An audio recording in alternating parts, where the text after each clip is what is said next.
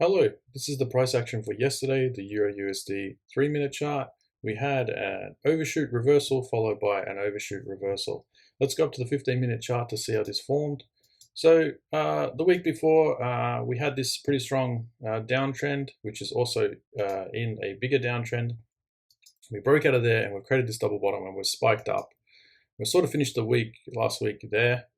So getting in your channel. So you're probably expecting a channel to form after this spike up and then you can watch it for the day, just glancing at it. And then we get this other channel forming here and we get an overshoot of this channel. So we are expecting this to fail and head back, getting those two legs back. We're into two types of resistance. So the bigger channel and this smaller channel. So the overshoot it heads all the way back down to the bottom of the bigger channel and then we head all the way back up. So we're sort of in a range day today. It's just moving in and out from the EMA pretty strongly. And that creates that V shape. So it can be hard to get in on the moves when the price action is like this. So we'll go down and look at the trades today, or yesterday. So you would have been watching at the start of the night. You see this overshoot and we know we're heading into this bigger channel's resistance. So there's a high probability we are heading down and maybe to test the other side of the channel. So it's not a bad idea to be gearing up for some sort of swing trade here.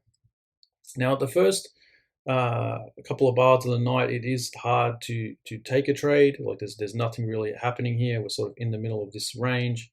And then we sort of break above. You can see that we are creating a higher low at this stage and we break out.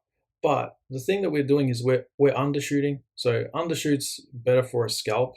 So even though it may look like we have pressed up there 3 times and things like that, it's really not. It's only like a couple of presses really. So you're just looking for a scalp down to the lows. So we take that scalp down to the lows, and this is a trap here. So I'll just show you this. You want to always be drawing in your micro trend lines, just because look at how good this looks to go short here. But you cannot take it because you're right into the lows. We've channeled down, we've had a break, we've had 2 legs to a new low. So that's actually the finish of a move, but it looks like the start of this giant move down, but it's really not. You can't trade into micro trend lines either. You've got to wait for the pullback on the micro trend line and take another entry down usually, especially when it's at the end of a move. So draw in your micro channels. Anyway, so we head back up. We have that break of this blue channel here. It's also the bottom of the range. We head on up and then we overshoot. And this is a far better entry. So once you've had that break of the blue channel, the new highs put in, it's got like 2 legs up and we overshoot. That is a great short entry. And taking that, you could expect it to ride down for 2 legs. This rides all the way down to the other side of the channel, which is a great trade. So you're drawing in your micro trend line again.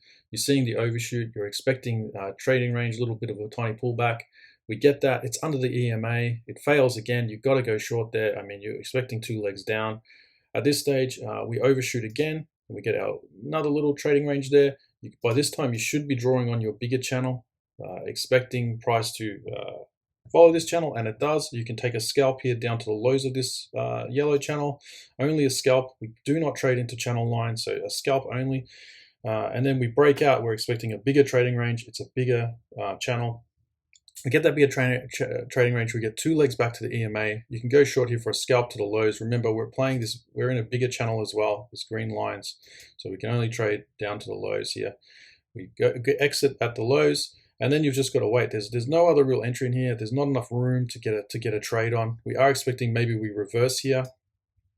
And this has an overshoot at the bottom of a channel. It has some bullish momentum happening here.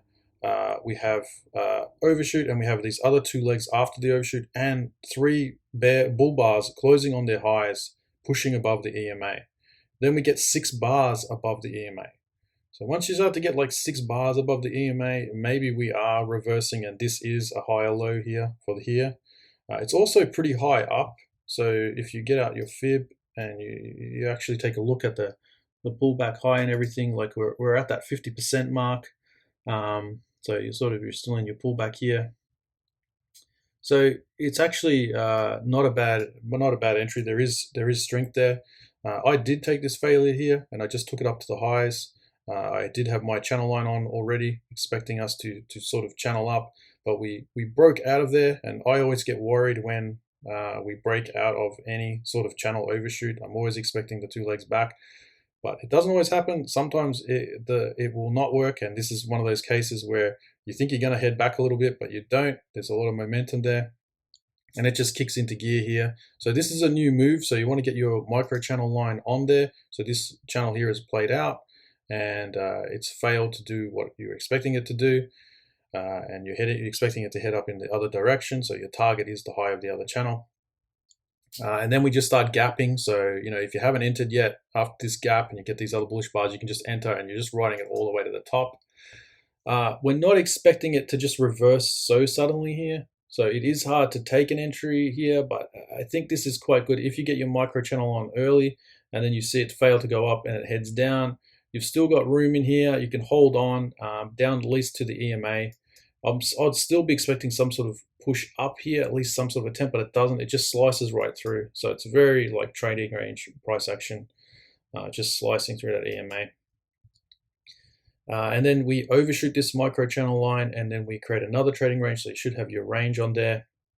Second, it overshoots. What you're wanting to do is draw where it overshot to the lows. So you're just drawing this line from the overshot position down to the lows.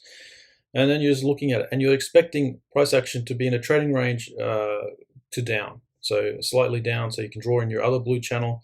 And you can go short here, and that was the last trade of the day. I don't know whether you ride it all the way down to the lows there, but you can probably get a scalp out of that down to the lows of the blue channel. And that was it. Daily Intraday Review is proudly brought to you by our Visual Trade Journal. It's software for price action traders. It's a visual trade journal, meaning you can drag and drop right on your chart, rate your outcomes, rate your predictions, all on the chart. It's different than anything that's out there. Come and check us out at intradayreview.com.